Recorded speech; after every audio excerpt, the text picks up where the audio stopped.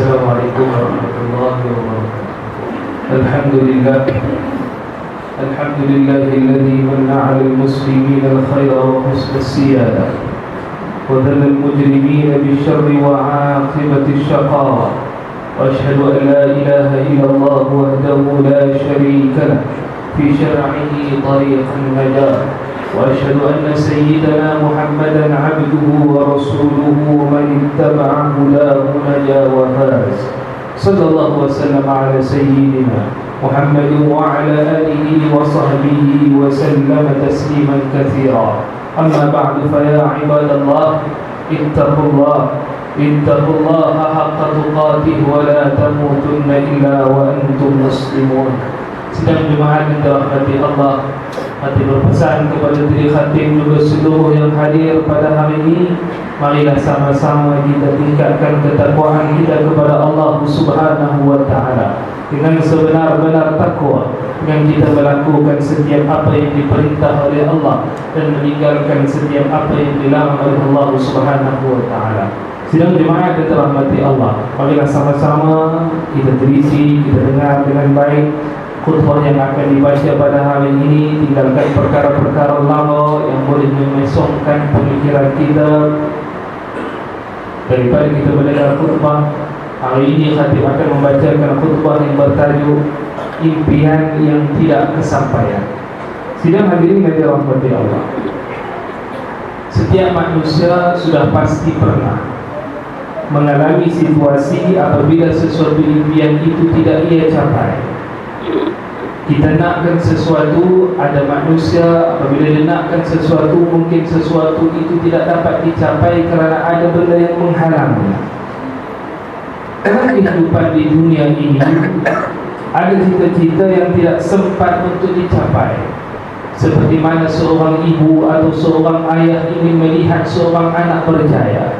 Mungkin maut datang menjemput dahulu sebelum belum sempat dia melihat anaknya berjaya. Ada pula impian yang tidak kesampaian, seperti mana seorang yang berniaga yang impiannya untuk mendapatkan keuntungan dan menjadi orang yang kaya, namun impiannya itu tidak disampaikan oleh Allah Subhanahu wa taala. Begitulah aturan Allah Subhanahu wa taala, yang mana semua orang, semua hamba perlu akur dan lalui dengan penuh kesabaran. Sidang hadirin yang dirahmati Allah, impian di dunia boleh kita capai dengan kita berusaha sebaik mungkin. Namun ada impian yang mustahil untuk dicapai oleh sesiapa sahaja, walaupun dengan apa usaha sekalipun dibuat. Itulah impian seorang pendosa apabila dia berhadapan dengan Allah Subhanahu wa taala. Dalam Al-Quran ada beberapa golongan yang Allah sebut tentang mereka. Yang pertamanya bila mana Allah Subhanahu wa taala sebut dalam suratul Naba, ayat yang terakhir kata Allah, inna anzarnakum 'adzaban qariba yauma yanzurul mar'u ma qaddamat yadah wa yaqulul kafiru ya laitani kuntu turaba. Apabila seorang kafir itu melihat akan azab Allah yang begitu pedih dan begitu dahsyat, lalu mereka mohon kepada Allah Subhanahu wa taala dengan mereka mengatakan, wa yaqulul kafir, maka berkata orang kafir, ya laitani kuntu turaba, alangkah baiknya jika aku hanya menjadi debu sahaja yang tidak diperhitung dosa dan pahalanya.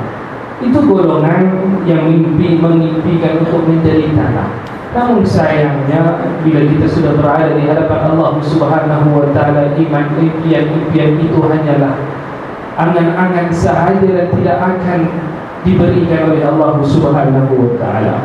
Yang kedua, Allah Subhanahu wa taala menyebutkan dalam suratul Haqqah, kata Allah Subhanahu wa taala, wa amma man utiya kitabahu bishimalihi fayaqulu ya laitani lam uta kitabiyah. Apabila Allah Subhanahu wa taala memberikan rekod ataupun kitab amalan dengan tangan kirinya, mereka ini apabila melihat begitu kata mereka, ya laitani lam uta kitabiyah, alangkah baiknya kalau rekod amalan aku ini tidak diberikan kepada aku. Ayat yang dirahmati Allah, diri muslimin yang dirahmati Allah Subhanahu wa taala sekalian. masuk pula kepada golongan yang ketiga, yang mana kata Allah Subhanahu wa ta'ala, wa yawma ya'uddu adh-dhalimu 'ala yadayhi yaqulu ya laitani ittakhadhtu ma'a ar-rasuli sabila.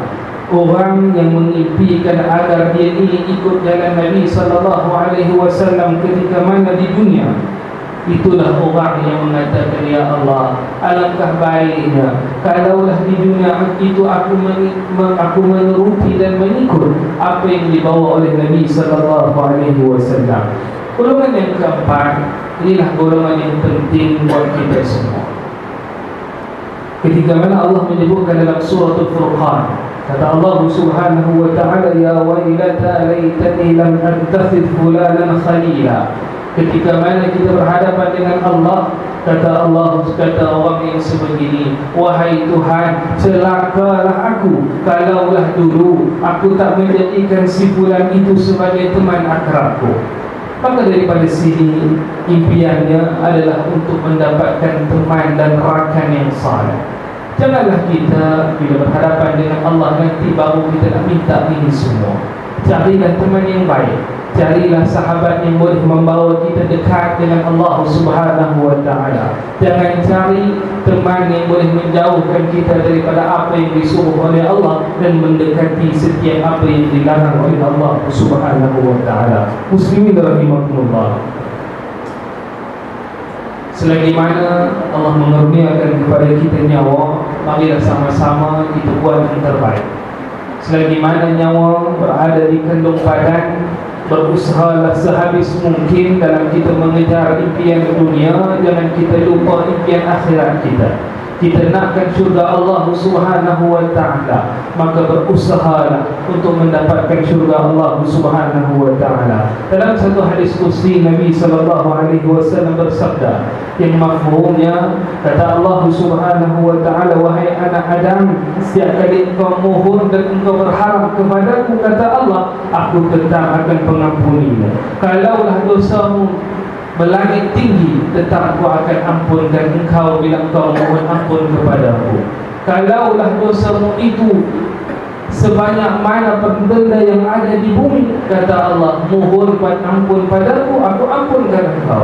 Itulah mafhum yang dibawakan hadis yang dibawakan oleh Nabi sallallahu alaihi wasallam. Oleh itu, hadirin yang dirahmati Allah, marilah sama-sama kita berusaha menjadi orang yang bertakwa. Kerana seringkali dan saban kali setiap kali Jumaat khatib sentiasa berpesan dengan pesanan takwa, maka kita hayati pesan takwa tersebut. Moga-moga dengan ketakwaan kita peroleh kedudukan yang mulia di sisi Allah Subhanahu wa ta'ala. Qala Allah ta'ala, wa anzirin nasa yawma ya'tihimul 'adab fayaqulu alladhina zalamu rabbana akhirna ila ajalin qarib nujibu da'wataka wa nattabi'ar rusul. Janganlah kita jadi orang seperti mana kata Allah Subhanahu wa ta'ala, bila mana diperlihatkan kepada mereka tentang azab, lalu mereka mengatakan kepada Allah Subhanahu wa ta'ala, rabbana akhrijna ila ajalin qarib, ya Allah, bagilah kesempatan untuk kami kembali ke dunia. Nujib da'wataka wa nattabi'ar rasul, kami akan ikut apa yang kau perintah ya Allah, kami akan ikut suruhan Nabi-Mu. Maka janganlah kita menjadi orang yang sebegini.